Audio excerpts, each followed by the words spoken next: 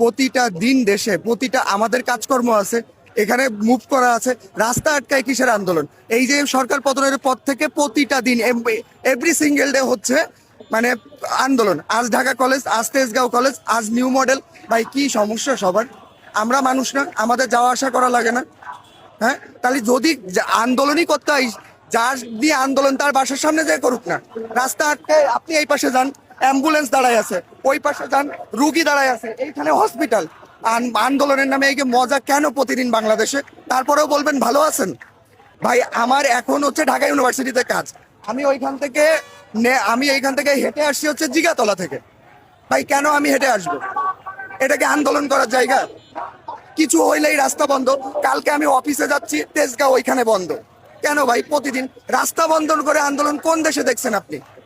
এরপরেও বলবেন ভালো আছে, দেশ উন্নত। এরাই করুক, এরাই দেশ উন্নতি করবে, বুঝছেন? মানে কিছুই বলার নেই, খুবই বাজে অবস্থা।